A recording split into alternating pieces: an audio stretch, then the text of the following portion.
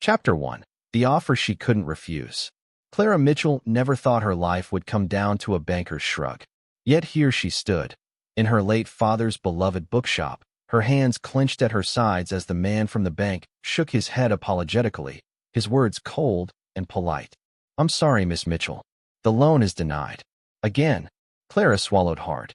The scent of old paper and cinnamon tea hung in the air, as if the store itself were holding its breath. The shelves sagged under the weight of stories, of decades of love and labor and memory, all of which meant nothing to a spreadsheet. "Thank you," she managed, her voice barely above a whisper. She saw him out, locked the door behind him, and leaned her forehead against the glass. Outside, New York buzzed, people rushing, thriving, surviving. Inside, her world stood still. Mitchell's book nook had been her father's dream, her mother's escape, and her sanctuary. After her father's sudden passing last year, Clara had poured every last dollar she had into keeping it alive. But love didn't pay rent, and small businesses didn't stand a chance against rising taxes, sky-high utility bills, and the trendy tech cafe that had just opened down the street with their soulless, AI-powered book suggestions. Clara glanced around the shop, at the handwritten genre signs, the mismatched chairs, the antique register her dad had fixed every December like a Christmas tradition. She wasn't ready to let go, but she was out of time. Later that evening, as she sat behind the counter staring at her exhausted spreadsheet, the door chimed. "We're closed," she called, not bothering to look up. "I'm not here to buy a book." That voice, smooth, amused, slightly arrogant, was unmistakable. Clara looked up and groaned. Oh no. Leaning against the doorframe like he owned the oxygen in the room stood Lucas Blackwood, billionaire, socialite, notorious heartbreaker, and her high school best friend's older brother. He was even more annoyingly handsome than she remembered. Tousled black hair, expensive suit, that smirk that had probably gotten him out of every parking ticket he ever received. "What do you want, Lucas?" she asked, already bracing herself. He walked in without invitation, his presence filling the space like he was the main character in every room he entered. "I heard about the store," he said, eyes scanning the shelves with genuine interest. "It's a shame." Clara crossed her arms. "Did you come to gloat? I came to offer you a solution." She raised an eyebrow. "Unless you're about to buy every book in here and donate them to underprivileged libraries, I'm not interested." Lucas leaned on the counter. "What if I told you I can make all your financial problems disappear with one signature? Is that a pickup line?" He grinned. "Only if it's working." Clara rolled her eyes. "Get to the point, Blackwood." He pulled out a sleek envelope from his coat and slid it toward her. She opened it, skimmed the document, and felt her pulse spike. "This is a marriage contract." "Yes." "You're out of your mind." "Possibly." She stared at him like he'd grown horns. "Why on earth would I agree to marry you?" "Fake marry," he corrected. "Temporary. 1 year. Strictly legal. No romance, no? Extracurriculars." "Oh, how generous." Lucas sighed and straightened up.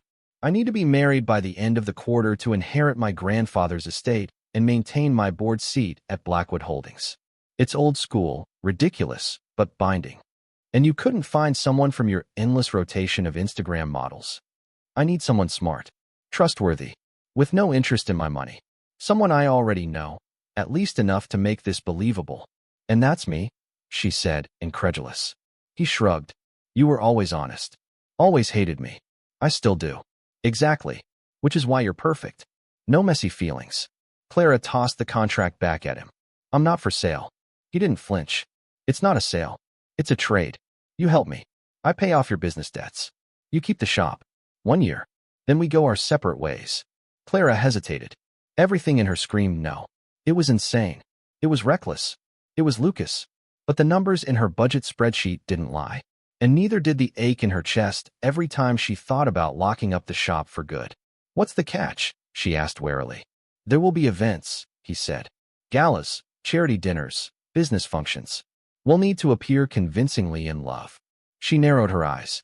"And if I say yes, how do I know you won't back out?" "I don't back out of contracts." "And if I say no?" Lucas stepped closer, lowering his voice. "Then you lose the store, and I find someone else. But I'd rather it be you." Silence stretched between them. Clara's mind spun. Pride clashed with desperation. Morals battled logic. She had always believed in working for what you earned. But this wasn't a handout, it was a bargain. And if she was honest with herself, she wasn't just afraid of losing the shop. She was afraid of losing the last piece of her father. Just to be clear, she said slowly, this isn't real. No emotions. No touching. No expectations. Lucas nodded. Business only. Fine, she said, her voice barely steady. But I want everything in writing. Full repayment of the shop loan, a fixed timeline, and zero romantic obligations. He offered his hand. She shook it. And just like that, Clara Mitchell agreed to marry the billionaire playboy she couldn't stand. Chapter 2. 2 signatures, no strings.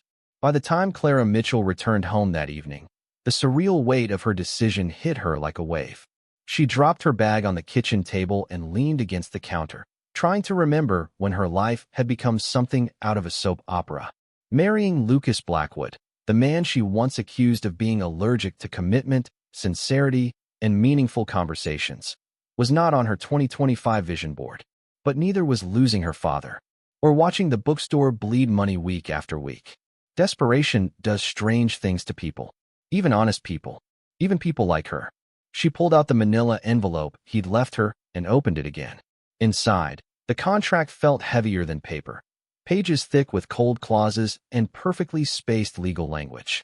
Section 1A, duration, 1 year, beginning on the date of the marriage certificate filing. Section 3D, financial obligation, Lucas Blackwood would pay off the entirety of Mitchell's Book Nook's outstanding debt within 3 business days of marriage. Section 5C, public appearances, Clara would attend all events reasonably requested by Lucas to maintain the appearance of a legitimate marriage.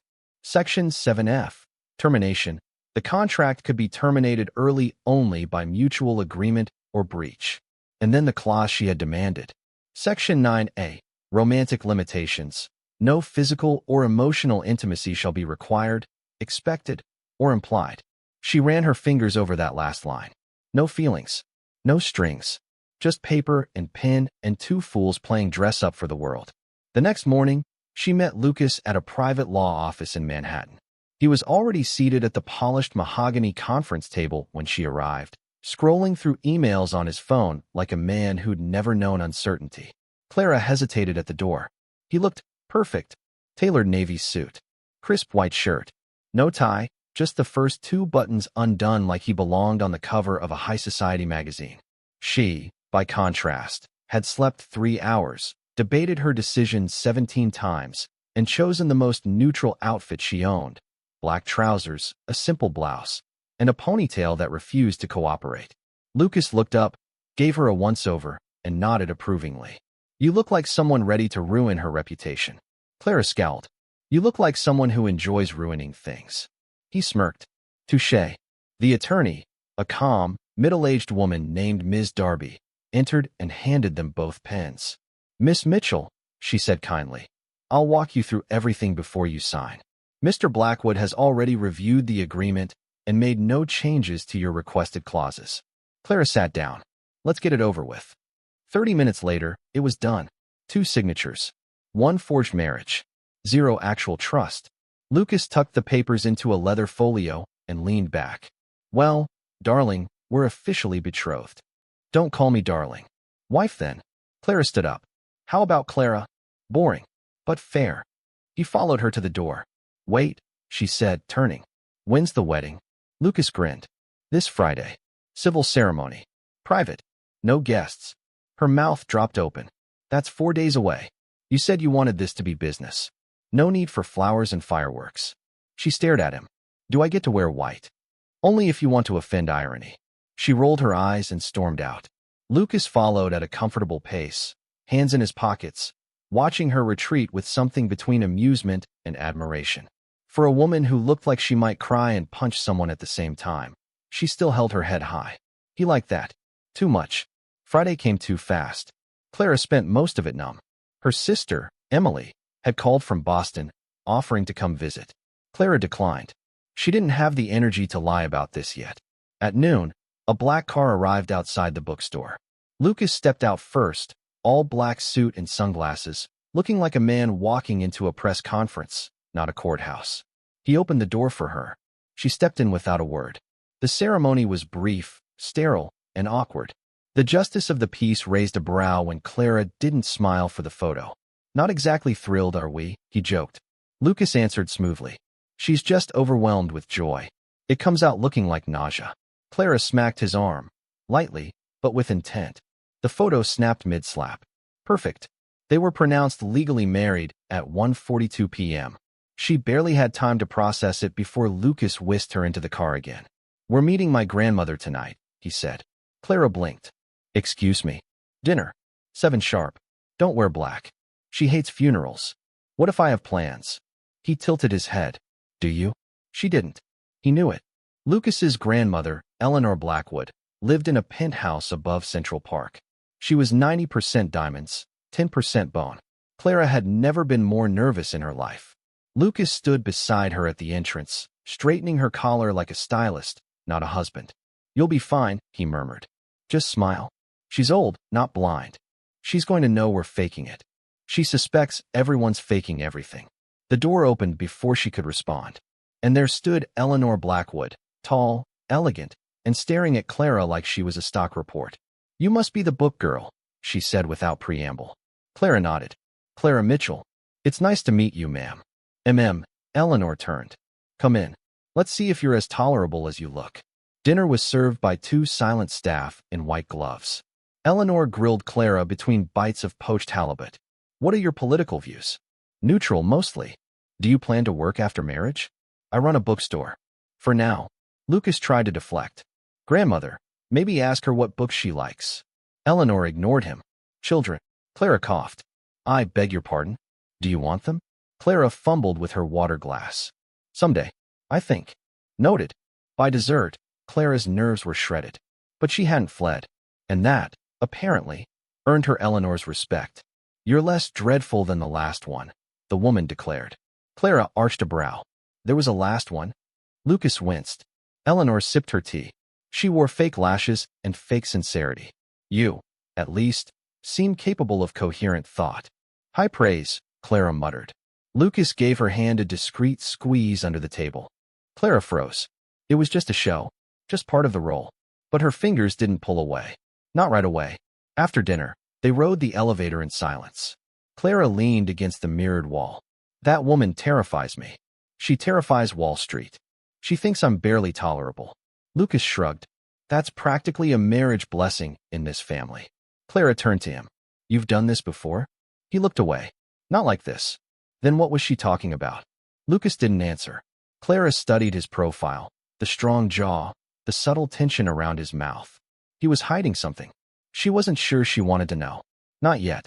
Back at the penthouse, their shared penthouse, temporarily, Clara stood in the entryway and stared at the modern, luxurious space. She already felt like she didn't belong. Lucas walked past her, loosening his tie. Guest room's down the hall. I had it cleaned for you. She followed him, trailing her fingers along the marble counter. Do we need to rehearse anything for tomorrow's event? She asked. Lucas paused.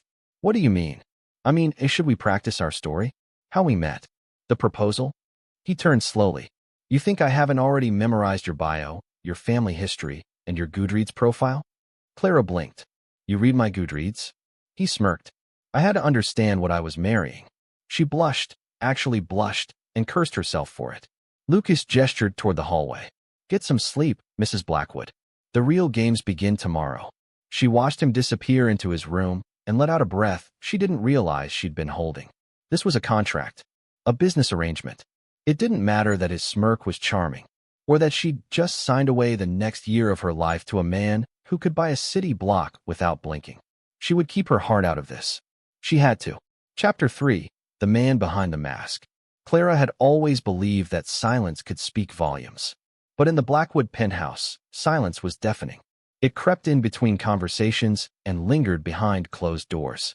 It stretched across rooms that were too big and windows that framed too much sky.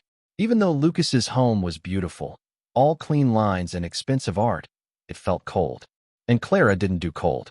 She spent the weekend adjusting, not just to her new living arrangement, but to the man who now shared her name. Lucas Blackwood was a mystery wrapped in sarcasm and stitched together with confidence. He wasn't cruel, but he wasn't warm either. Polite, witty, guarded, always guarded. They crossed paths like coworkers on opposite shifts. Morning coffee, evening check-ins, a few polite conversations about the news, upcoming events, and whether they should develop a backstory about how they fell in love. Lucas had offered one sarcastic suggestion, something involving a bookstore, a spilled latte, and a shared love for Jane Austen. Clara didn't laugh. He did. She spent most of Sunday in the guest room reorganizing the bookshelf, because even in luxury, she needed something familiar, something real. By Monday morning, they were back in performance mode. Their first public appearance as Mr. and Mrs. Blackwood was at a high-profile charity auction for childhood literacy. The irony wasn't lost on Clara.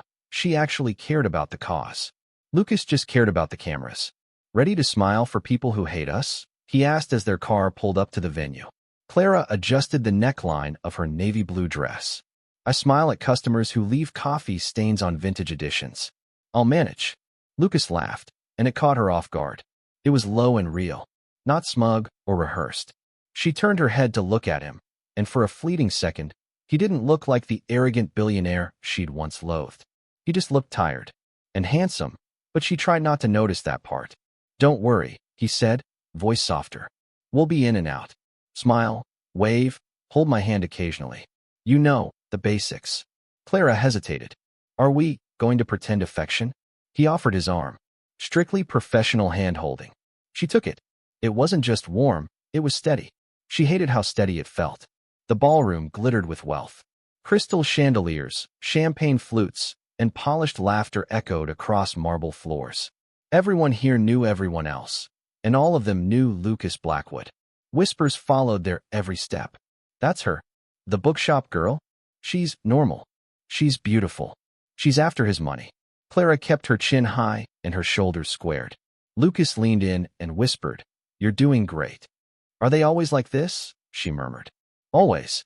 He guided her through introductions like a seasoned diplomat. She met board members, CEOs, charity organizers, all of whom smiled at her like they were trying to see through her. She was used to being underestimated. But this felt different, like she was being measured and filed away. Lucas noticed. After the sixth icy smile and third faux compliment about her humble background, he tightened his grip on her hand. Let's get some air. They stepped out onto the balcony, where the city stretched endlessly below. Clara inhaled.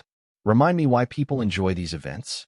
Lucas leaned against the railing, looking out. They don't. They just pretend better than most. She studied him. You're good at pretending. He smirked. It's a Blackwood family skill. But you hate it. Lucas didn't answer right away. Then he said, When I was 16, I brought home a girl I liked, really liked. Smart, kind, nothing like the people I grew up around. What happened? My father told me she wasn't a strategic match. He offered her father a job in another state. Clara blinked. He sent her away? He said love made men weak. That's awful. Lucas shrugged, but the tension in his jaw betrayed him. I've been pretending ever since, he said. It's safer. Clara wasn't sure what stunned her more, the vulnerability in his voice or the fact that he'd shared it with her. For a moment, she saw beneath the expensive suit and cocky grin. Lucas Blackwood was not as put together as he appeared. I'm sorry, she said quietly. He looked at her. Don't be. I learned my lesson. Which is, he smiled bitterly. Never believe in real love. They re-entered the ballroom, but something had shifted. Clara no longer felt like an outsider. She wasn't just playing a part anymore. She was learning the script behind the mask. And Lucas, well, he wasn't just acting either. He stood a little closer, spoke a little gentler. By the time the auction began, they almost looked like a real couple. Almost. Later that evening, they returned home in silence. Lucas loosened his tie the moment they entered the penthouse, tossing it on the counter with a sigh. Not bad, he said. You didn't throw any drinks. I considered it, Clara replied, kicking off her heels. Especially at the woman who called me quaint. Lucas laughed, genuinely amused. Clara walked to the kitchen, poured herself a glass of water, then hesitated. You know, she said, you didn't have to tell me about that girl. The one your father sent away. I know. So why did you? He didn't answer immediately. Then he looked at her, really looked at her. Because you're not like them. You don't care about my name or my bank account. You treat me like a person. She held his gaze. That's because you are. A beat of silence passed between them. Then Lucas turned away. Get some rest. We have dinner with the board next week. Clara nodded. But that night, as she lay in her guest room staring at the ceiling, she couldn't shake the sound of his voice when he said, "Never believe in real love." She didn't want to agree, but she didn't have proof that he was wrong. The next morning, Clara was sipping coffee at the breakfast bar when Lucas entered in athletic wear, towel around his neck. "Morning," he said, voice husky from a run. Clara blinked at him. "You run? Gotta outrun the headlines." She chuckled. "What's it like being you?" Lucas paused. "Lonely, but efficient." Clara's amusement faded. He sat beside her, glancing at her notebook. "Still working on the bookstore finances?" he asked. Clara nodded. "I want to reopen our community reading program, but the numbers are tight." Lucas reached into his wallet and pulled out a black metal card. "Use this." She recoiled. "No, it's part of the deal. You're my wife. Appearances, remember?" Clara narrowed her eyes. "You're testing me." He grinned. "Maybe." She pushed the card back to him. "I'm not your project. Or your puppet." Lucas studied her for a moment, then smiled. Something warm, almost fond. "I know." That night, Clara received a delivery at the bookstore. 10 boxes of children's books, with a note. "For the program. No strings. L." She stared at the note for a long time. Then she tucked it in her apron pocket and got back to work. Maybe Lucas Blackwood wasn't entirely heartless. And maybe, just maybe, the man behind the mask wasn't as lost as he thought. Chapter 4. Rules, Rooms, and Rising Tension. Clara had always loved structure. It's why she preferred paper planners to digital calendars, why she alphabetized the fiction section in her bookstore every week, and why, when she agreed to marry Lucas Blackwood, she made sure the contract included boundaries. But the thing about structure? It didn't work when the lines started to blur. And with Lucas, the lines were starting to blur.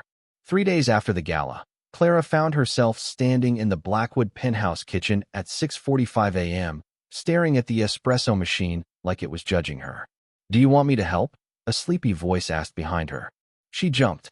Lucas stood in sweatpants and a plain black t-shirt, towel slung over his shoulder, hair still damp from a shower. He looked annoyingly human at this hour. Less billionaire, more guy who reads poetry and forgets to do laundry. "I'm fine," she muttered, trying not to look at his biceps. Or his bare feet. Why were his feet attractive? "Are you?" he asked, stepping beside her. She pointed at the espresso machine. "This thing has more buttons than the space shuttle." Lucas chuckled, brushing her hand aside. "Let me." As he worked, she watched. Not just the way his fingers moved with practiced ease, but how relaxed he seemed in his own home when no one else was watching. "Thanks," she said when he handed her the cup. "Don't mention it. You're my wife, remember?" She rolled her eyes. "Only on paper." Lucas gave her a sly smile. "Tell that to Eleanor. She already wants grandchildren." Clara nearly spit her coffee. "Relax," he said, laughing. "I told her we're waiting until after the fiscal year." "You're insane. You married me." "Touché." Later that day, they sat down in the media room, a space Clara had barely explored. It had leather recliners, a 90-inch screen, and lighting that automatically dimmed when someone sat down. Lucas held a remote like it was a weapon. "We need to finalize our origin story," he said. Clara nodded. "Right. So far, we've got a bookstore meet-cute, a shared love for vintage classics, and an instant connection over T.S. Eliot." "Do you even like T.S. Eliot?" he asked. "No," she said flatly. "He's exhausting." Lucas grinned. "Good. Me neither. That lie should bond us." They spent an hour building their fictional timeline. The fake first date, Central Park picnic, the fake meet-the-family moment. Her mom loved him, obviously. The fake proposal, quiet and personal, just how Clara liked it. Clara couldn't decide if she was impressed or appalled by how good Lucas was at lying. "You know," she said, scribbling notes in her planner, "if this whole billionaire business falls through, you'd make a great con artist. I'll add that to my fallback options." Right under male cover model. Lucas turned toward her, the humor in his expression softening. That was a compliment. Clara blinked. "What? You just call me attractive." In a roundabout, book cover kind of way. She flushed. "Don't get used to it." That evening, Clara found herself exploring the rest of the penthouse while Lucas took a call with his legal team. The place was a museum of minimalist taste, every piece curated, expensive, and emotionally hollow. Except one room. The door to the study was cracked open. She peeked inside. Unlike the rest of the home, this room was lived in. Messy. Books stacked in towers. A half-empty mug on the desk. A leather armchair with a worn throw blanket. Photos lined the bookshelf. Lucas as a teenager with a much younger boy, his brother maybe? One with his mother, elegant and stiff beside him. And one photo of Lucas and an older man, laughing over a chessboard. That laugh, unfiltered, free, didn't match the Lucas she knew. She stepped inside slowly, drawn to the photo. "You shouldn't be in here," Lucas said from behind her. She jumped, knocking over a book stack. "Sorry," she said, scrambling to pick them up. "I didn't mean to." "It's fine," he said, voice quieter now. He walked past her and picked up the photo of him and the older man. "My grandfather," he said. Clara studied the image. "You look happy." "I was," he said. "He was the only person in this family who didn't expect me to be something I'm not. And now you have to pretend to be something again for him." Lucas nodded. He loved this company. Blackwood Holdings was his legacy. And now, to honor that legacy, I have to convince the board I'm stable, responsible, settled. "So, you chose a fake marriage." "I chose survival," he corrected.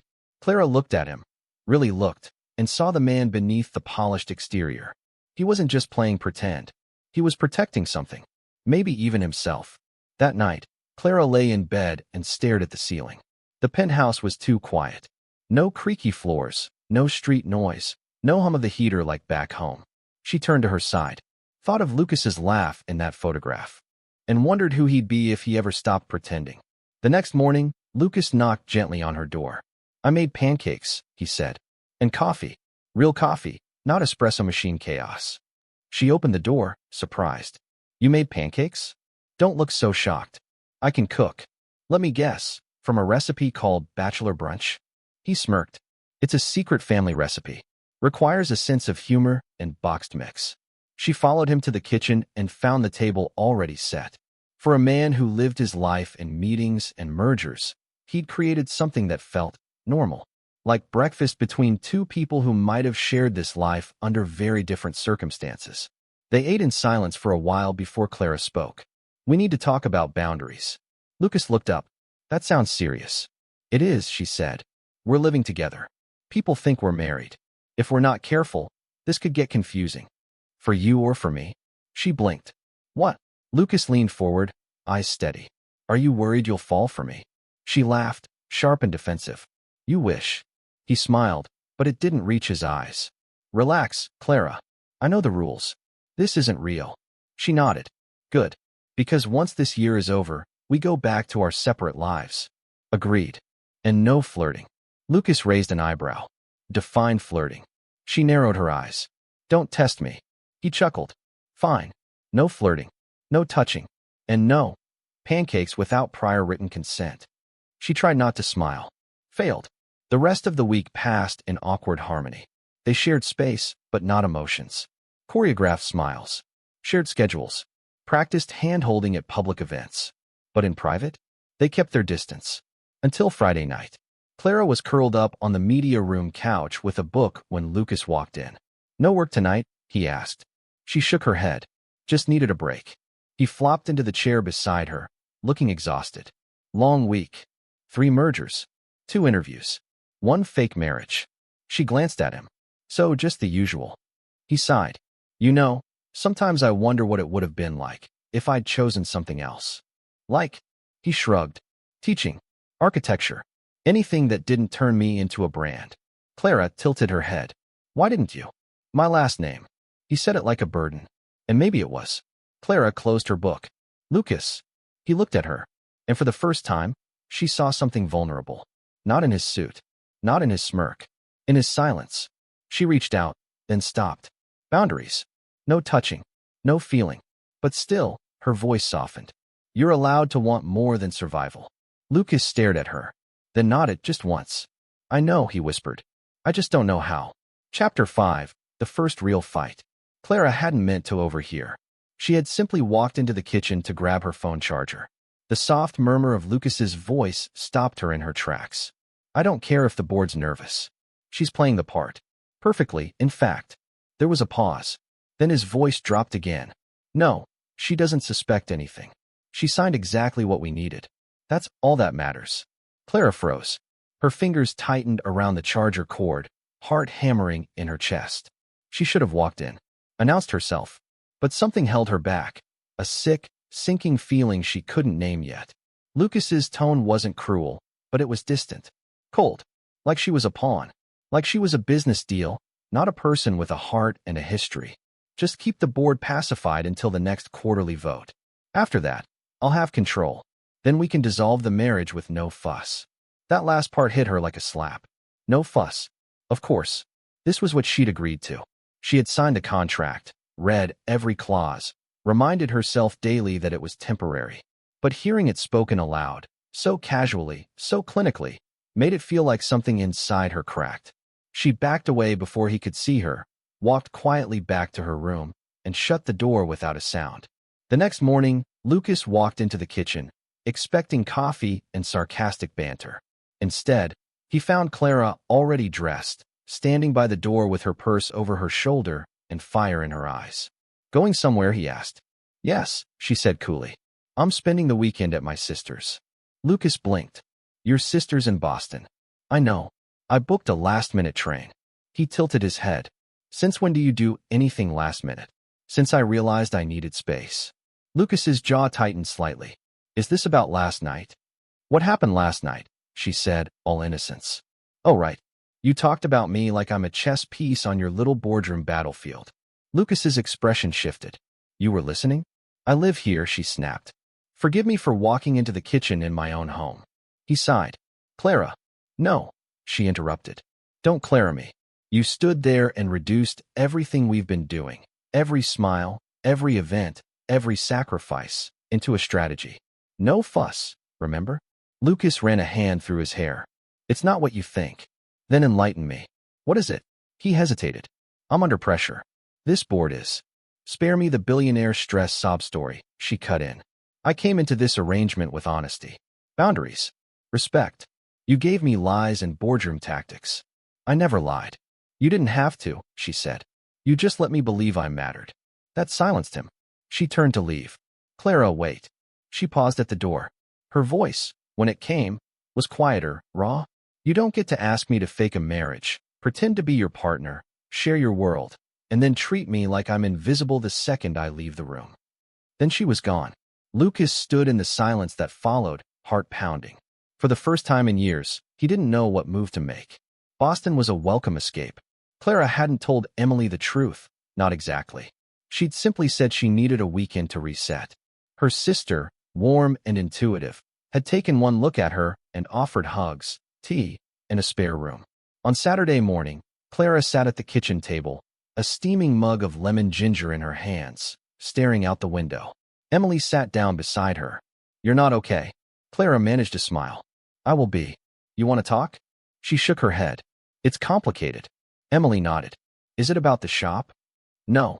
It's about something I walked into thinking I could handle. I thought I was strong enough to stay detached. Turns out, I was wrong. Her sister didn't press. Clara was grateful. But the silence stretched long, filled with unsaid things. She finally whispered, I think I like the version of him I imagined. Emily touched her hand gently. Sometimes, we fall for the idea of someone, not the reality. Clara looked out the window again, heart heavy. Was that all Lucas had been? An idea? Meanwhile, back in Manhattan, Lucas stood in the middle of his penthouse, staring at the untouched espresso machine and the empty guest room. He hadn't realized how much space Clara had occupied, in this place, in his day, in his mind, until she wasn't there. He replayed her words over and over in his head. You don't get to ask me to fake a marriage, pretend to be your partner, share your world, and then treat me like I'm invisible the second I leave the room. He hadn't meant to hurt her, but he had. He knew it, and he hated it. Sunday evening, Clara returned to the city. She had planned to go straight to the bookstore, but her feet, traitorous and tired, took her to the penthouse instead. The moment she stepped inside, the smell of something burning hit her. She rushed into the kitchen. Lucas stood at the stove, waving a towel at a smoking pan. Clara blinked. What are you doing? He turned, startled. Then he smiled sheepishly. I was trying to make you dinner. Why? Because I missed you. And because I owe you an apology. She crossed her arms. Go on. Lucas set the pan aside and walked toward her, more serious than she'd ever seen him. I've spent my whole life treating people like problems to be solved, negotiations to win. But you're not a contract, Clara. You're not a performance. You're not here to make me look good. She raised an eyebrow. You're saying all the right things. Are they scripted? He shook his head. No, they're overdue. She searched his face for signs of manipulation, for lies. But all she saw was sincerity. And maybe something else. Regret. Real regret. I meant it when I said you were perfect for this, he continued. But not because you're strategic. Because you're honest. Kind. Real. The only real thing I've had in a long time. Clara's heart ached. She wanted to stay angry. Wanted to keep the wall up. But she also wanted to believe him. Because part of her, the part that had started to care, despite everything, hoped that behind all the masks and sarcasm was a man worth knowing. Next time you talk about me like I'm a stock option, she said. I walk. He nodded. Fair. And no more hiding things. If I'm in this, even just for appearances, I deserve the truth. Agreed. She stepped forward. Slowly. And then, without meaning to, she reached out and fixed the collar of his shirt. A simple gesture. Familiar. Unspoken. His hand came up, gently touching hers. Neither of them moved. The silence between them changed. No longer cold. No longer distant. Just charged. And vulnerable. I'm sorry, he said again, voice low. I know, she whispered. And this time, she didn't pull her hand away. Chapter 6. Dinner with the Devil and Her Ex. Clara hadn't seen Ethan Hayes in 3 years. Not since the day he left her bookstore with a broken promise and a half-hearted apology. Not since he said she was too rooted and he needed someone more ambitious. So when she got the invitation to the Jameson Foundation dinner and saw his name on the guest list, she nearly choked on her tea. Lucas raised an eyebrow from across the kitchen island. You okay? No, she muttered. Ethan Hayes is going to be at the Jameson dinner. Lucas's brows knit. The Ethan Hayes? Yes. The one who dumped you for a girl with a podcast about manifesting abundance. Clara couldn't help a small laugh. The very one. Lucas looked thoughtful. Do you want to skip it? She considered it, then straightened. No. I want him to see me walk in with you. Lucas's slow smile was wicked. Now that I can get behind. The Jameson Foundation dinner was held at the Marlowe, a gilded private club downtown that practically smelled of old money and fragile egos. Clara wore a floor-length emerald green dress, bold, elegant, and far from the simple cotton cardigans Ethan once told her were too librarianish. Her hair was curled, her lipstick subtle but strong.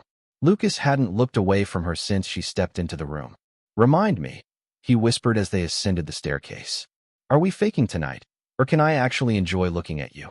Clara gave him a side-eye smirk. Stick to the script. Lucas offered his arm. Script says I'm wildly in love with you. Then keep your smirk in check. He chuckled. The ballroom glittered with chandeliers and whispered conversations. Clara scanned the room, noting familiar faces from the philanthropy circuit, board members, influencers, alumni from university programs. And then, Ethan. He stood near the open bar, still tall, still charming, still the man who had promised forever and given her nothing but reasons. His eyes found hers. She watched his gaze slide from her face to her dress to the man beside her, and then falter. Good. Let him falter. Lucas leaned in, voice low. Target acquired? Confirmed, she murmured. Want me to kiss you? Clara flushed. Lucas. He shrugged, amused. I'm just trying to sell it. Don't sell it too hard, she warned. I might start to believe it. He looked at her then, not teasing, not cocky, just there. I wouldn't mind, he said, then walked ahead to shake hands with one of the board directors. Clara stood frozen. The dinner was as insufferable as expected. Speeches, toasts, 2 small portions of overpriced cuisine. But Lucas was a master at charm. He played the doting husband flawlessly, pulling out her chair, brushing imaginary lint off her shoulder, listening intently to every word she said. She almost believed him, until Ethan approached.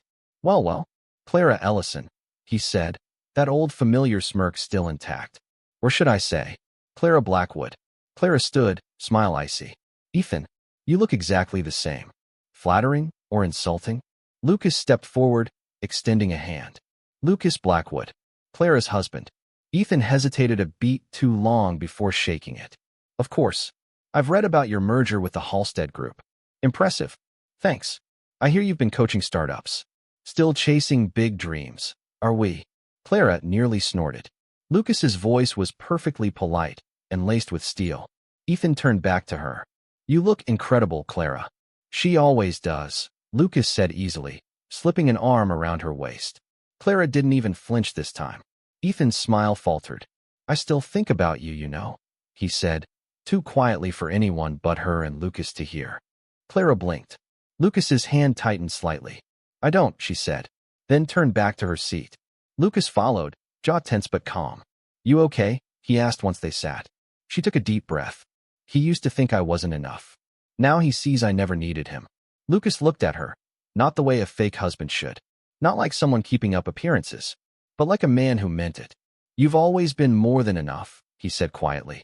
After dinner, they stepped outside onto the balcony, overlooking the city lights. Clara wrapped her arms around herself. I should have stayed home. Lucas stepped beside her. Then I wouldn't have seen you in that dress. She turned her head. You're shameless. I'm honest. She stared out at the skyline. It's funny.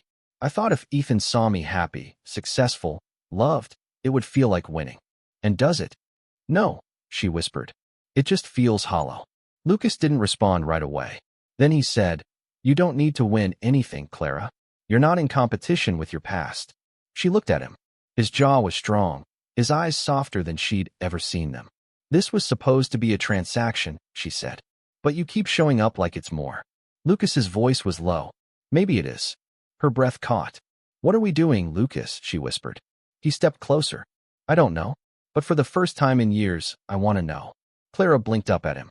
Everything about this man confused her. The way he held the world at arm's length, but looked at her like she was the only thing worth reaching for. Don't fall for me, she warned. His smile was soft. Too late. And then, as if drawn by something bigger than both of them, his hand lifted to touch her cheek. But just as his fingers grazed her skin, her phone buzzed. Clara flinched, stepping back. It was Emily. She swallowed the heat in her chest. I should take this. Lucas nodded, but she saw the flicker of something in his eyes. Not frustration, not anger, fear, of hope, of change, of the real thing. She answered the call in the hallway. Emily's voice was excited. You're on page 6. Clara blinked. What? You and Lucas. They called you the surprise power couple of the season. There's a photo of you two from tonight. You look like a dream. Clara looked toward the balcony, where Lucas still stood. Alone. Silent. The camera had captured them perfectly. But what the camera didn't see was how dangerously real it all was starting to feel. Chapter 7. Lines crossed and walls cracked. Clara hadn't planned on dreaming about Lucas. But that night, after the Jameson dinner, her sleep was filled with flashes of green silk and city lights, his hand brushing her cheek, the sound of his voice when he'd said, Maybe it is. She woke up tangled in sheets that smelled faintly of sandalwood and regret. Regret that she'd pulled away. Regret that she'd answered the phone instead of answering him. Regret that somewhere between fake vows and real moments, something had shifted. The walls she'd built weren't crumbling. They were cracking. Lucas hadn't slept either. He sat in his study until 3 a.m., staring at the same picture of his grandfather and him at age 15, a game of chess frozen mid-play, both of them laughing. Back when things were simple. Back when love, even familial love, didn't come with terms and conditions. He couldn't stop replaying the balcony. Her voice, don't fall for me. His, too late. He hadn't meant to say it. But it was true. By morning, Clara was gone. Again. He found a note on the kitchen counter in her looping handwriting. Went to the shop. Need to clear my head. Don't worry, I'll be back tonight. See. No kisses. No hearts. No fake affection. But something about that don't worry felt real. Lucas tucked the note in his wallet and told himself it didn't mean anything. Clara needed the smell of books. Needed the creak of old wood floors, the tick of the front door bell, and the hum of the espresso machine she actually understood. The bookstore felt like hers in a way the penthouse never had. Except now, it also felt a little empty. Because Lucas wasn't in it. Which was absurd. He didn't belong in her world of dog-eared poetry and community reading circles. He belonged in boardrooms and bulletproof sedans. And yet, when he showed up around noon with 2 coffees and a bag of pastries, she didn't question it. I figured you forgot to eat, he said, setting the bag on the counter. Also, I may have bribed your barista to let me behind the register. Clara raised an eyebrow. You bribed Marie? She drives a hard bargain.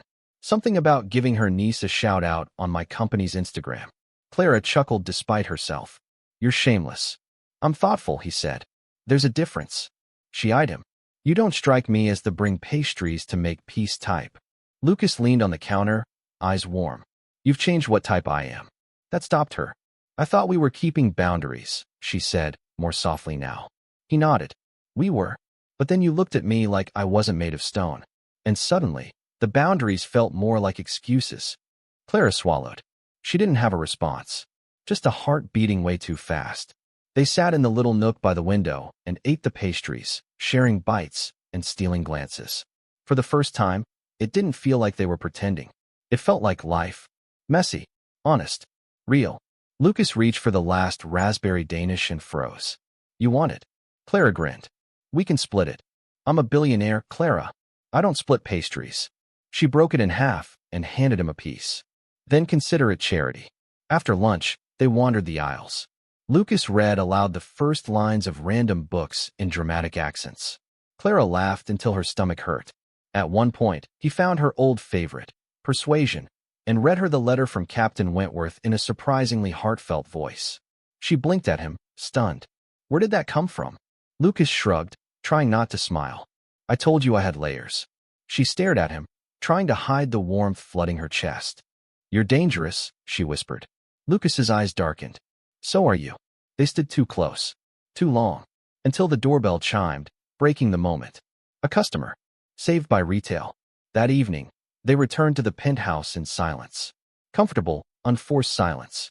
Clara went to her room to change, but paused when she noticed something on the bed. A box, wrapped in cream paper with a gold ribbon. A small card attached. For when the line between real and fake starts to blur. L. Clara's fingers trembled as she opened it.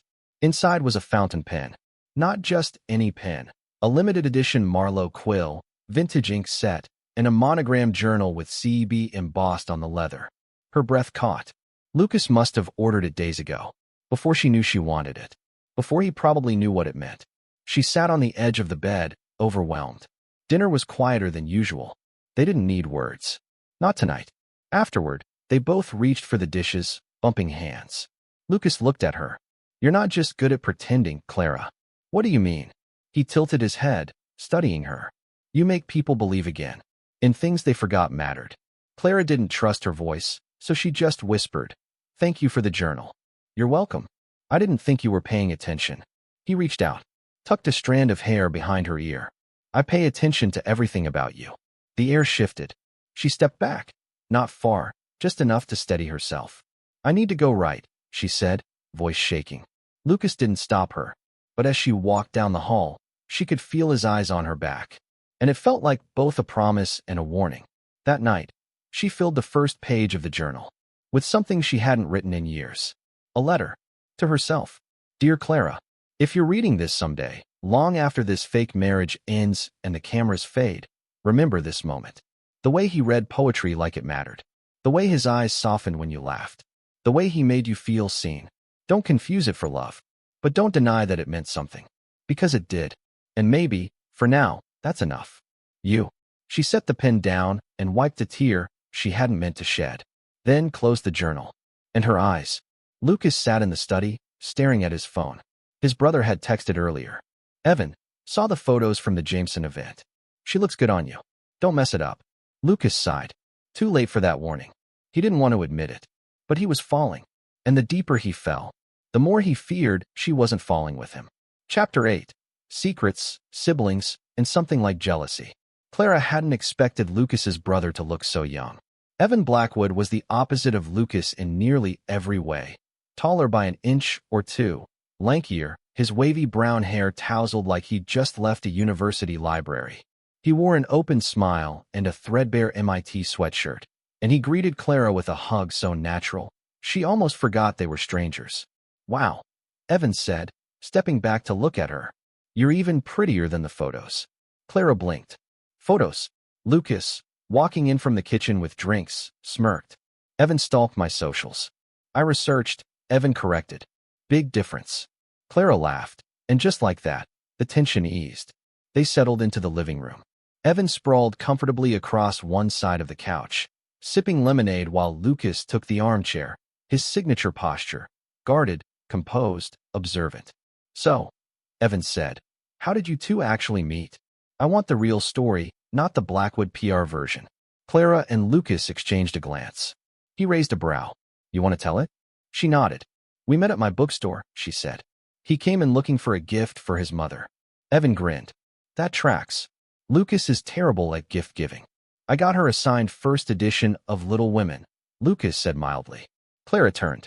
"You didn't tell me it was signed. You didn't ask." Evan whistled. "That's either romantic or wildly overcompensating." Lucas shrugged. "Maybe both." Clara looked at him then, and for the first time, felt the tug of something real underneath the story they'd rehearsed. The way he'd remembered her favorite book. The way he'd known what would impress her, not just as a woman, but as Clara. "Whatever it was," Evan said, pulling her attention back, "it worked. He's been different since you showed up." Lucas shifted. "Different how?" "Like, less robotic. Less, take over the world before breakfast." He turned to Clara. "Seriously, you've softened him." Lucas chuckled, but Clara caught the flicker in his eyes. He wasn't used to being described that way. Later that evening, Clara brought out hot chocolate. Real cocoa, no powdered mix, and the three of them sat around the kitchen island. Evan leaned forward. "Okay, I've asked Lucas this like 10 times, and he never gives me a straight answer. So now I'm asking you." Clara raised a brow. "Go on. What made you say yes to this?" He gestured around, like the penthouse and the situation were both too big to believe. A fake marriage? The scrutiny? The staged romance? Why agree to play house with a guy who has a security team and a closet full of Navy suits? Lucas rolled his eyes. "Thanks, Evan." Clara smiled softly. "I said yes," she said, "because I saw something in him no one else bothered to see." Evan blinked. Lucas looked down. She continued. "Everyone looks at Lucas and sees headlines. Business. Power. But underneath all of that is a man who's terrified of becoming like the people who raised him. So he works twice as hard, lives twice as carefully, and hides behind twice as many walls." Evan was quiet. Clara turned to Lucas. "He doesn't need fixing. He just needs someone to see him." The silence stretched long. Then Lucas rose abruptly. "I'll get more marshmallows." But Clara saw it. The way his hands trembled slightly. The way his shoulders tensed. She'd touched a truth he wasn't ready to hold. Later that night, after Evan went to bed in the guest room and the house settled into quiet, Clara stepped out onto the balcony. She wasn't surprised when Lucas joined her a moment later. "I didn't mean to," she started. "I know," he said. They stood side by side, Manhattan glittering below. "You didn't have to defend me to him," Lucas said finally. "I wasn't defending you," she whispered. "I was telling the truth." He didn't look at her, just leaned on the railing, hands gripping the edge like it anchored him. "You're dangerous, Clara." She turned, startled. "Why?" "Because you see me, and I don't know what to do with that." Her voice caught. "You don't have to do anything." Lucas finally looked at her. His eyes were different tonight. Raw. Open. Like a door had cracked, and something unfiltered was pouring through. "I want this to be real," he said, voice low. "Not because of the board. Not for the inheritance. For me." Clara's heart stopped. "Lucas." He took a step closer. "I don't want to play pretend anymore. I don't want to rehearse affection or choreograph smiles." She tried to steady her breathing. He wasn't touching her. Not yet. But it felt like he was standing inside her pulse. "Say something," he said. I don't know what to say." He exhaled slowly. "Okay. I'm not saying no," she added quickly. "I'm just scared." His brow furrowed. "Of what?" "Of falling for someone who only knows how to fake things. Of trusting someone who's never done anything without an exit strategy." He flinched. Then, softly, "I'm scared too." That confession shifted something between them. It made it even more real, more vulnerable, more terrifying. That night, they parted without another word. But Clara stood outside his door for a long time, journal clutched to her chest. And Lucas sat on the edge of his bed, listening for footsteps that never came. The next morning, things were different. Not colder, not awkward, just heavier. Like the air between them had weight now. They made coffee, ate breakfast, talked about the weather and Evan's snoring. But every glance held questions. Every touch, a brush of fingers, a shared dish, felt louder than words. When Lucas dropped Clara off at the bookstore, she hesitated in the doorway. I meant what I said last night, she said. I see you. He met her gaze. And I'm trying to be worth that. She nodded, then closed the door. At lunch, Ethan showed up. Again. Clara stared at him through the bookstore window like he was an unwanted pop-up ad. Don't worry, he said, stepping inside with a confident smile.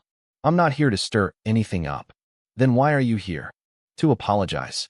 Clara folded her arms. Ethan continued, I handled things badly. I left without giving you the dignity of closure. And seeing you with Lucas, he hesitated. I get it now. You were always the kind of woman who needed real commitment, not potential. Clara softened. Slightly. Thank you, she said. That's more than I expected. Ethan nodded. For what it's worth, I hope he knows what he has. She smiled faintly. So do I. That evening, Lucas asked her to dinner. Not a press event.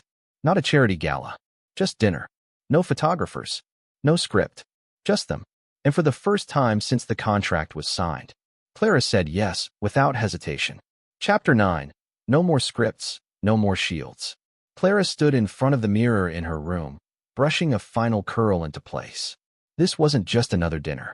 Not like the galas or the staged brunches with press in tow. This was just them. No board. No photographers. No pretending.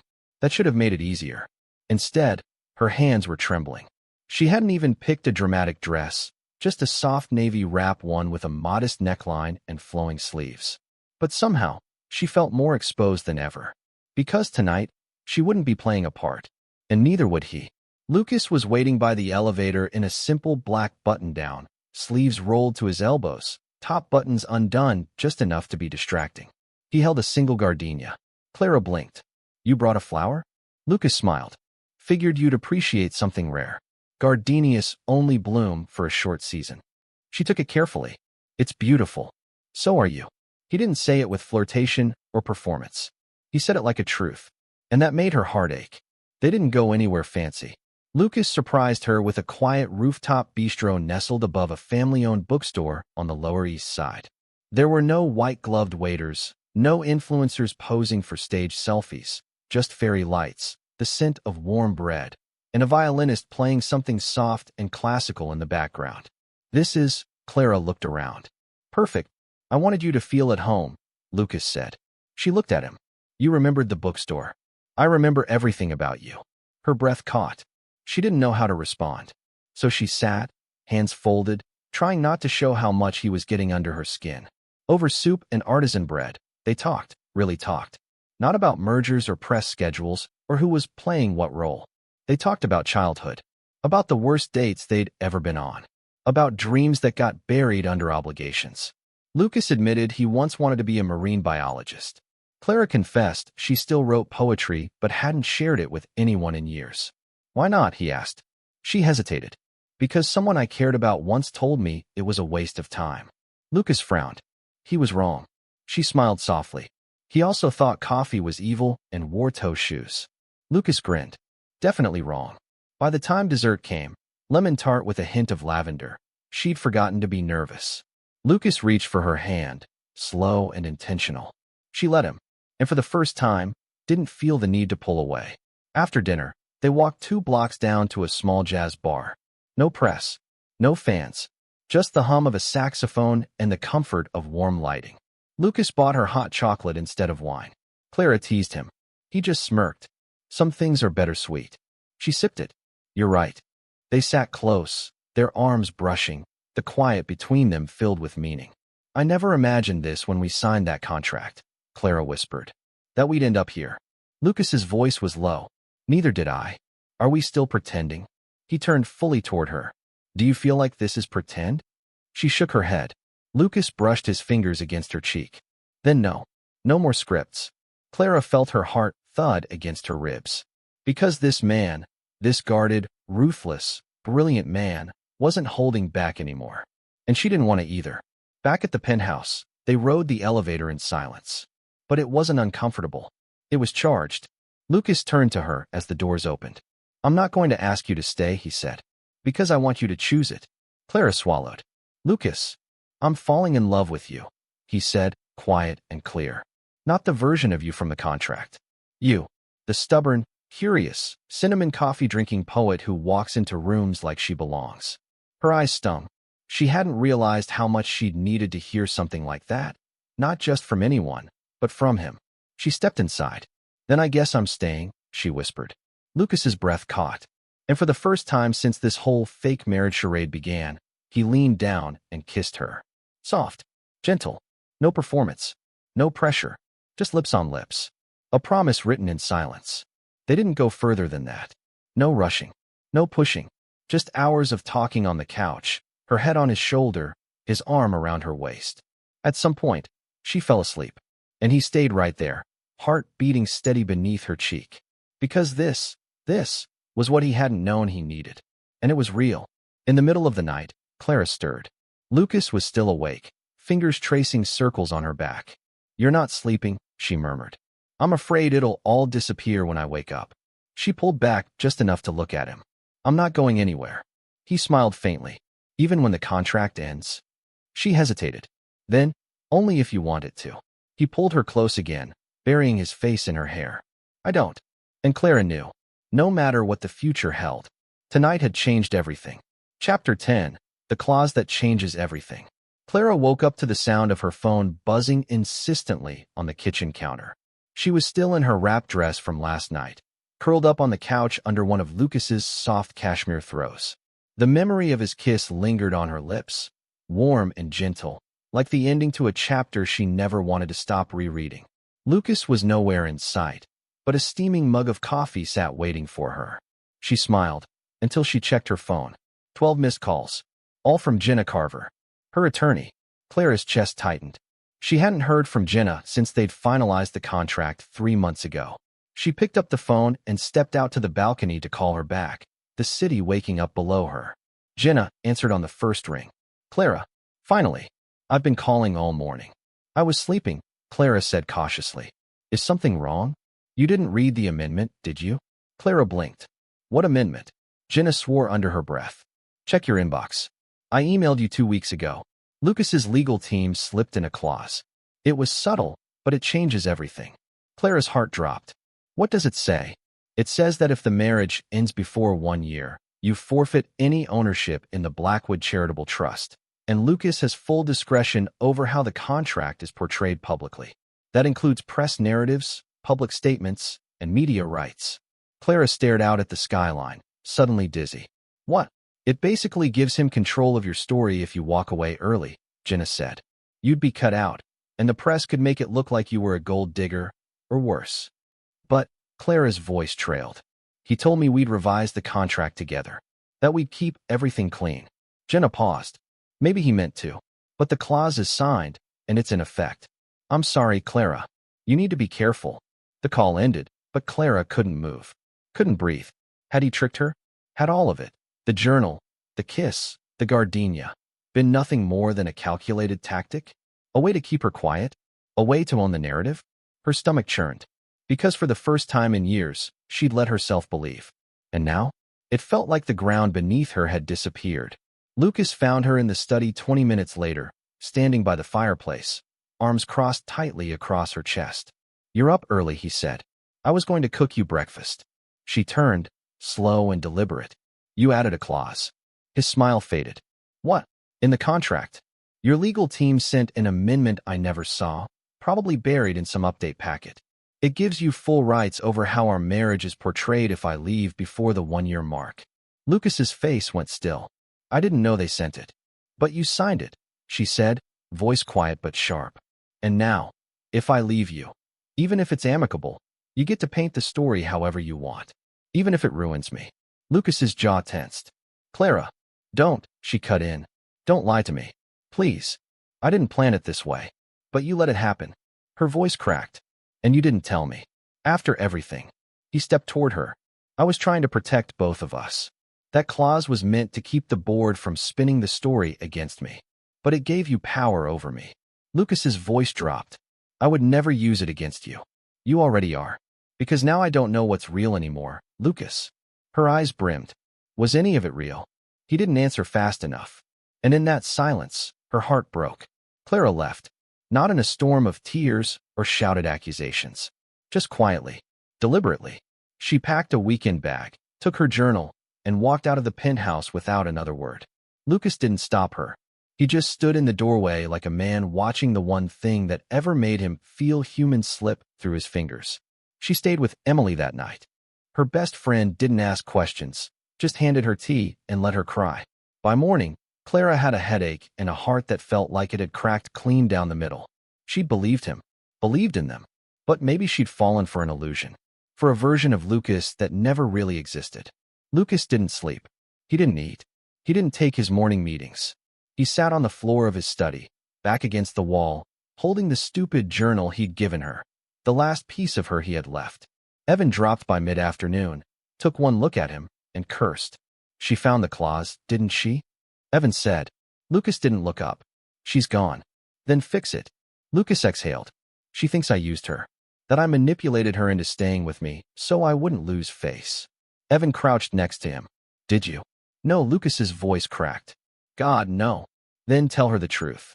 Lucas shook his head. I don't know how to fix something I broke by trying to keep it. Evan looked at him carefully. Then maybe it's time to stop protecting your empire and start fighting for your heart. Clara returned to the bookstore late that evening to grab a few things. The store was dark, quiet. She let herself in, the familiar creak of the door sounding more like a sigh than a welcome. She didn't expect to find anything waiting. But there, on the counter, beneath a paperweight shaped like a chess pawn, sat a single envelope. No name, just her favorite line from Persuasion handwritten on the outside. You pierce my soul. I am half agony, half hope. Her fingers trembled. Inside was a letter, in Lucas's precise, steady handwriting. Clara, I never deserved you, but I hoped, selfishly, that you'd stay anyway. The clause was a mistake, a protection I should have torn up the moment I realized this marriage was more than a contract. I've spent my whole life controlling narratives, shaping perceptions, steering the world into seeing me the way I wanted to be seen. But with you, I wanted to be seen for who I actually am. Flawed, human, falling. I'm sorry I broke your trust. I'm sorry I let my fear write a page that should have belonged to you. But if you'll let me, I want to rewrite the ending. No more clauses. No more contracts. Just us. Only if you still want that. L. Clara sat behind the counter and cried. Because somewhere between the pain and the promises, she knew she still loved him. Chapter 11. The Rewrite. Clara reread the letter until the ink began to blur beneath her tears. Each line etched itself deeper into her soul, not because it was eloquent or grand, but because it was honest. Lucas, the man who had mastered control and poise, had put his fear on paper. No strategies, no clauses, just heart. And that meant more than any apology ever could. Still, a letter wasn't enough. Not when her heart was caught between love and self-preservation. She needed more. Not just words, but action. It rained the next morning, soft and steady, like the sky was exhaling grief. Clara left her apartment with no umbrella and let the drops soak into her coat.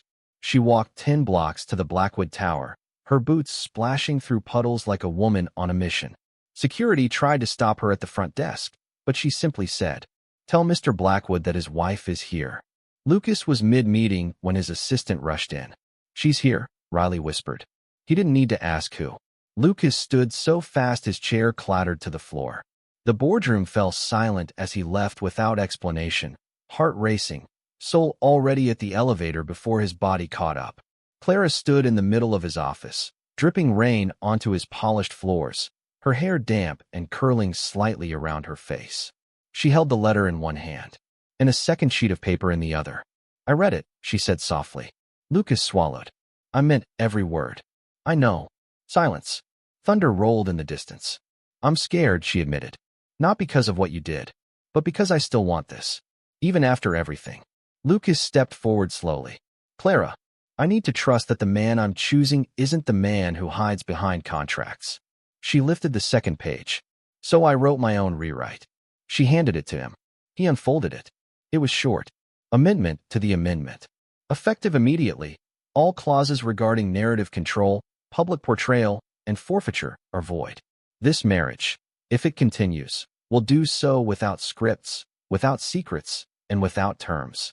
Signed, Clara Eleanor Blackwood. Lucas read it twice, then looked up, eyes burning. "You still want to be my wife?" Clara nodded. But not your strategy, not your shield. Then I'll spend the rest of my life earning the right to stand beside you.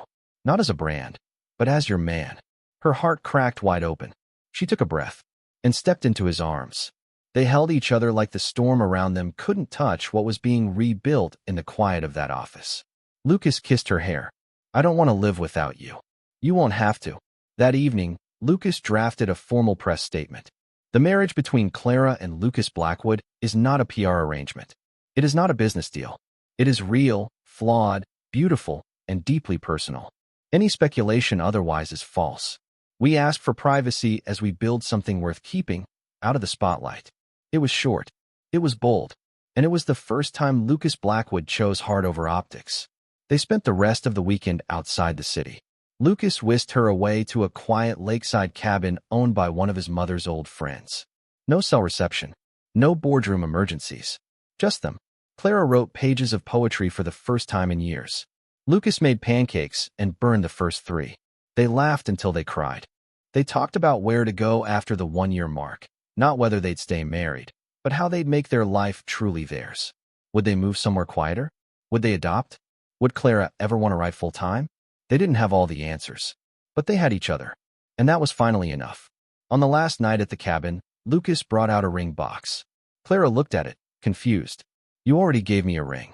This one's not for the contract, he said. She opened the box slowly. Inside was a simple band, rose gold with an inscription on the inside. No terms, just love. Clara's breath caught. Lucas knelt on one knee, for real this time.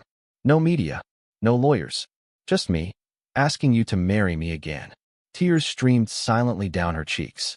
Yes, she whispered. He slipped it on her finger, and for the first time, everything was real. No scripts, no shields, just them. Back in the city, the world had already begun to turn their story into gossip. Some said Clara had tamed the billionaire. Others claimed she'd always had an agenda. But Clara no longer cared, because the only narrative that mattered was the one they were writing together. Chapter 12. When Love is Louder Than Headlines. By Monday morning, their names were on every blog, breakfast talk show, and trending hashtag. Hashtag Clara Blackwood. Hashtag Billionaire Love Story. Hashtag Marriage or Marketing. Photos of Clara in her bookstore dress, walking beside Lucas in a casual button-down, were plastered next to headlines like, From Fake to Forever? Lucas Blackwood's wife breaks her silence. The woman who changed a billionaire. Clara stood in front of the coffee shop window outside the bookstore, staring at the television mounted in the corner. The anchor was talking about her. She's just a small-town girl who married the world's most eligible bachelor. But is it love or legacy positioning? Clara exhaled, trying not to let the sting show. The world didn't know her story. They never had. But now, they thought they did. Inside the bookstore, Emily was already organizing the front table with a smug smile. You're trending on TikTok, she said. I didn't even have a TikTok. Well, now you have about 30 fan pages. Clara groaned. Please tell me they're not using our wedding photos. Emily snorted. Girl, they're using your junior prom photos. Clara laughed despite herself, though a knot still tugged in her chest. How is it that the more private I try to be, the more visible I become? Because people can smell authenticity, Emily said, patting her shoulder. And yours scares them.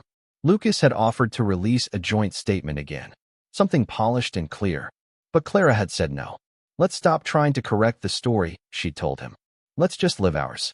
So that day, instead of hiding, she showed up at the bookstore in her usual jeans and cardigan. She helped a couple pick out a book for their anniversary. She read poetry to a little girl who reminded her of herself at age 8. She answered the door when someone knocked. And standing there, holding a bouquet of lilacs, was a woman Clara didn't recognize. Are you Mrs. Blackwood? Clara hesitated. Yes. The woman smiled. I just wanted to say thank you. My daughter watches everything you do now. She thinks it's incredible that someone like you, someone normal, could be loved that deeply. Clara blinked. Thank you. That means more than you know. The woman handed her the flowers, then turned and walked away. Clara stood in the doorway, stunned. Because for the first time, the noise didn't matter. What mattered was that love was louder. That evening, Lucas arrived early. He stepped into the bookstore with his sleeves rolled up and a box of takeout in one hand. I brought your favorite, he said. From that tiny Korean place on 8th. Clara narrowed her eyes, amused. Did Evan tell you that? Lucas gave her a sheepish grin. Maybe. She took the box and smiled. I'm impressed. Wait until you see dessert. He pulled out a little brown bag with her name written in black marker. Inside, a warm blueberry scone. From her favorite bakery. The one that always sold out by noon. Clara stared at him. You stood in line, didn't you? 37 minutes. Next to a woman who runs a Miles Blackwood hate blog. Clara laughed. Lucas grinned. And just like that, the world melted away. They sat in the back office, dinner spread out between stacks of books and unopened boxes of new releases. Lucas sipped from a paper cup. You're braver than I am. Clara raised a brow. I highly doubt that. You faced the press without hiding. You went back to work. You opened the door to strangers and still had room to smile. I was terrified, she admitted.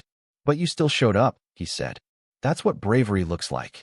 She touched his hand gently. So did you. You rewrote the rules for someone who didn't even ask you to. I didn't have to be asked, Lucas said, voice low. I just had to decide if losing you was worth keeping everything else. And it wasn't, she whispered. Not even close. After dinner, they stood at the door of the shop, watching the city slow down under the soft glow of evening lights. You could have gone anywhere, Clara said quietly. Picked any heiress or businesswoman or rising socialite. Why me? Lucas's gaze didn't waver. Because you didn't need me. Clara blinked. I've spent my life surrounded by people who wanted something, he said. Status. Money. A name. You didn't. I just wanted to matter, Clara whispered. You did. Instantly. In ways I didn't understand until I saw what life could feel like. Quiet. Unfiltered. Kind. He brushed a strand of hair from her face. And now, I can't imagine any version of my life without you in it. Clara didn't cry, but her heart swelled so much it almost hurt. Because here, at the edge of scandal and scrutiny, she found something more valuable than public approval. She found a man willing to walk through fire to keep something real. And that meant more than headlines ever could.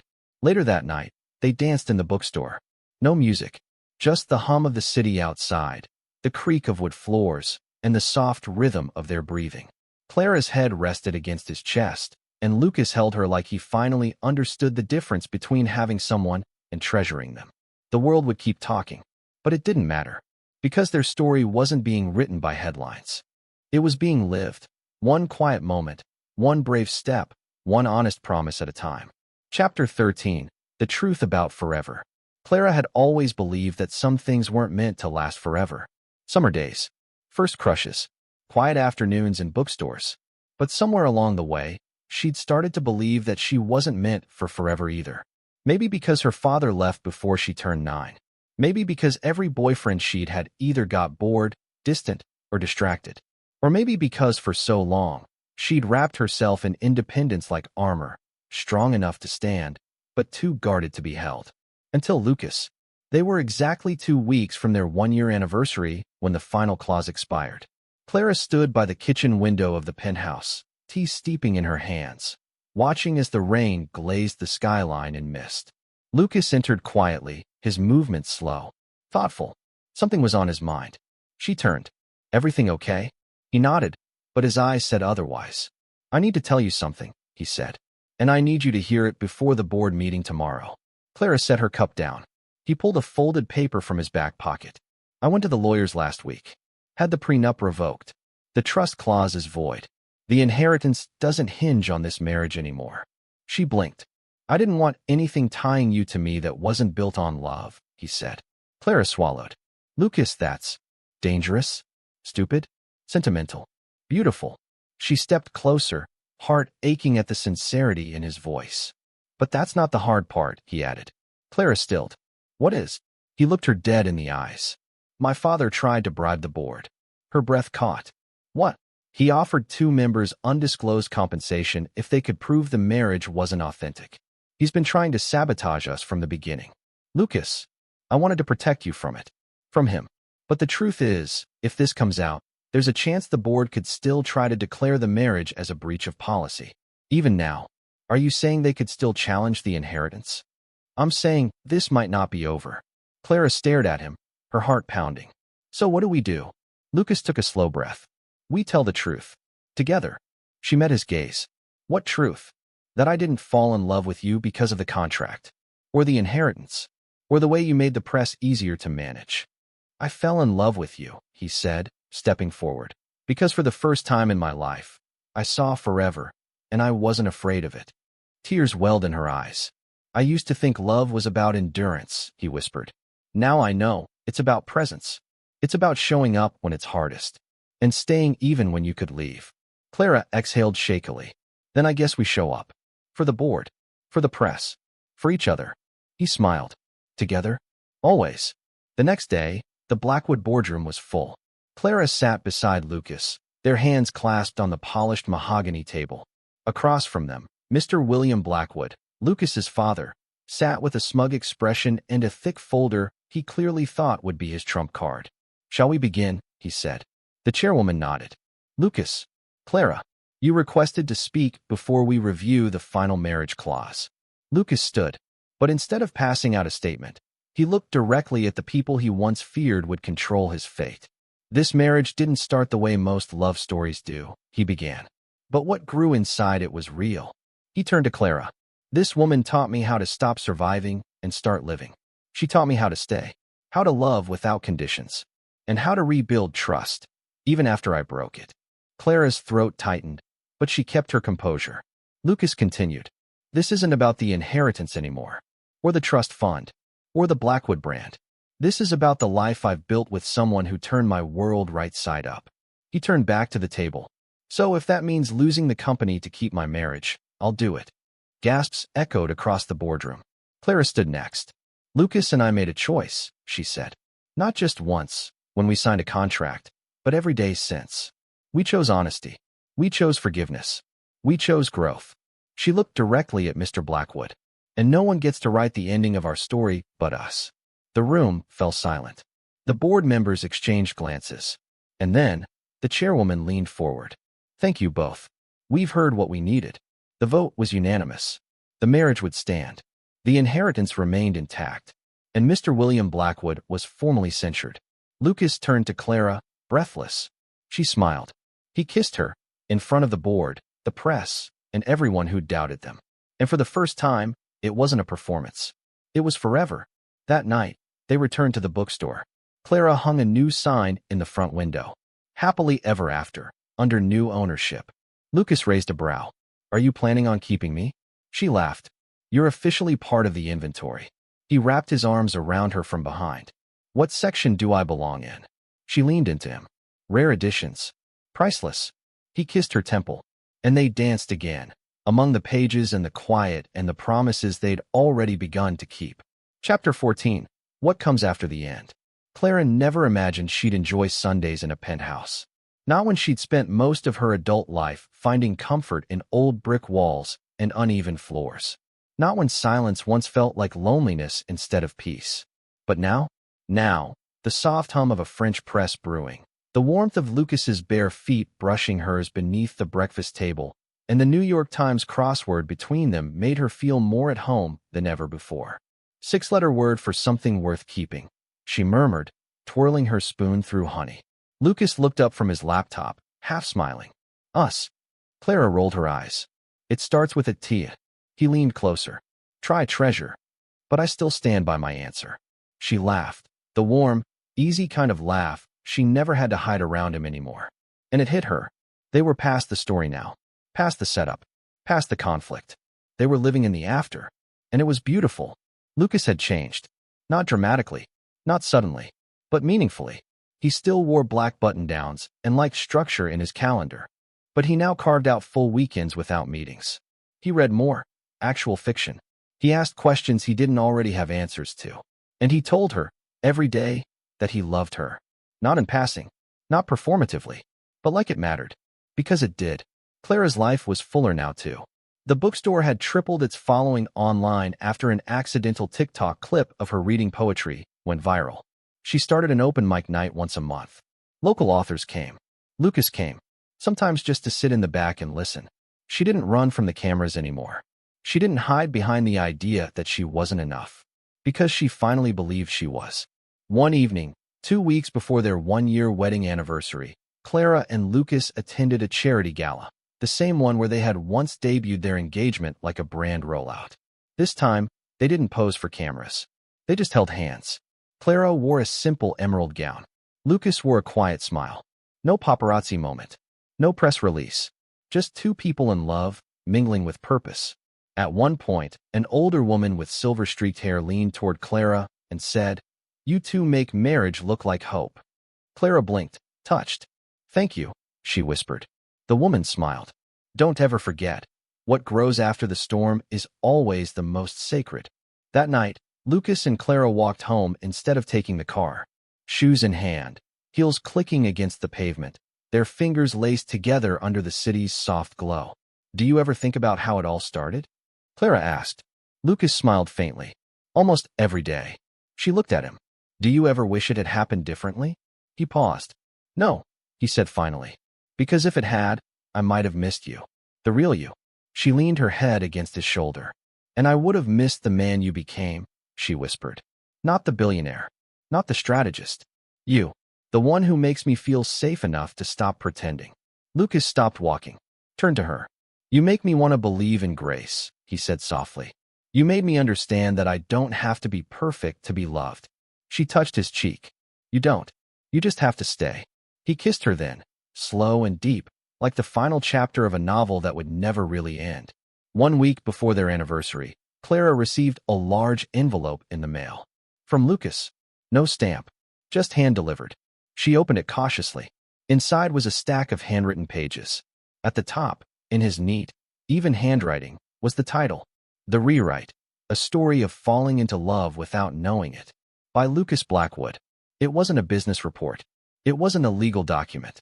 It was a story about a man who'd spent his life behind walls, and the woman who taught him that vulnerability wasn't weakness, it was worship. That love wasn't a transaction, it was trust. That forever wasn't a guarantee, it was a choice. Every day, every chapter, every page, Clara cried reading it, because it was the story of them. And this time, it was all true. They celebrated their anniversary in the most unbillionaire way possible. No glitz, no yachts, just a small backyard dinner at Emily's, with string lights and mismatched chairs and music playing from someone's old Bluetooth speaker. Clara wore a sundress. Lucas wore an apron and grilled burgers badly. They ate pie off paper plates and toasted with sparkling cider. And at the end of the night, Lucas took her hand and whispered, "Marry me again." She smiled. "I already did." But they exchanged new vows anyway. Right there, under the fairy lights. No officiant. No press. Just two people who had outgrown their story and found something even better. Chapter 15. Epilogue. A love story with no end. 1 year later. The smell of fresh lavender floated through the air as Clara adjusted the open sign on the bookstore door. A soft breeze lifted her hair as morning light poured across the shelves. She was barefoot, humming to herself, coffee in one hand and a stack of new arrivals in the other. Behind her, the tiny brass bell above the door jingled. Lucas walked in, holding a toddler with the messiest curls Clara had ever seen, and an expression of total exhaustion. "She didn't sleep," he said. Clara laughed. "Neither did you, apparently." He handed over their daughter, Eliana Grace Blackwood, who immediately nestled into Clara's shoulder like she'd never left it. "She missed you," Lucas mumbled, rubbing his eyes. "I think she's more obsessed with you than I am." Clara raised an eyebrow. "Impossible." He leaned down and kissed her, slow and tender. The kind of kiss that didn't need to be watched or recorded or praised. Just felt. Like everything between them now. The bookstore had grown. Not in square footage. Clara liked it small, but in impact. Local authors now held signings here. Young poets submitted pages for Clara's newsletter. Lucas funded a scholarship for underprivileged students who wanted to pursue writing or literature, and he named it after Clara, without telling her first. When she found out, she cried for 20 straight minutes in the storage room. But it wasn't about the scholarship. It was that someone had finally seen her as worthy of legacy, of something that lasted. Lucas changed, too. He still ran Blackwood Holdings, but now as a co-CEO with Evan. He took Fridays off. He led with empathy. He said, "I love you," before board meetings. He wrote essays, actual essays, in national publications about mental health, marriage, and how vulnerability is the greatest strength a man can offer the world. People laughed when the headlines first came out, but they weren't laughing long. Because when a man like Lucas Blackwood said, "I nearly lost the best thing that ever happened to me by trying to control love instead of receive it," people listened. Eliana toddled toward the reading corner, dragging her stuffed bunny.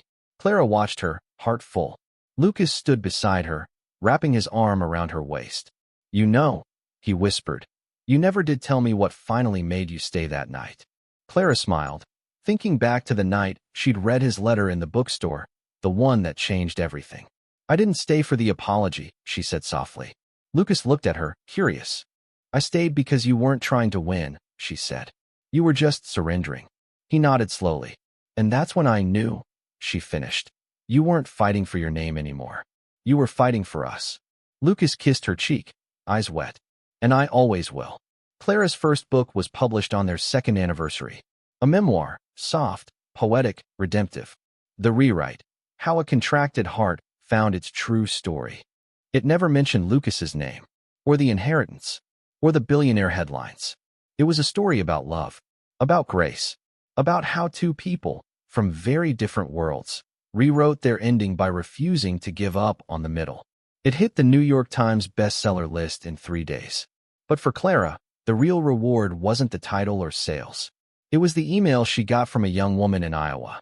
"I thought I wasn't worthy of being loved unless I performed. Your story made me realize I can just be. Thank you." Clara cried for a long time after reading that. And when Lucas found her on the floor of their kitchen, clutching the phone, he didn't ask questions. He just held her. And she whispered, "This is what forever feels like." One evening, much later, Clara asked Lucas a question as they stood on their balcony, watching the sun set behind the city that once almost swallowed them. "If none of this had happened," she asked, "if you hadn't needed a contract or an image to protect, do you think we still would have found each other?" Lucas didn't hesitate. "Yes," he said, "because even in another life, I'd have walked into a bookstore one day, and there you'd be. Messy bun, ink on your fingers, and I'd have fallen for you on sight." Clara turned to him, smiling. "Fated, huh?" "Fated," he said, "but also chosen. Every day." And so they lived. In love. In pages. In the quiet confidence that comes from knowing a story doesn't have to be loud to be legendary. There were hard days. Sick days. Missed deadlines and messy arguments. But through it all, they held hands. They kept rewriting. And the truth? They never stopped choosing each other. Every chapter. Every turn. Every tender pause. Because real love doesn't need a perfect beginning. It just needs two people who refuse to write an ending. The end.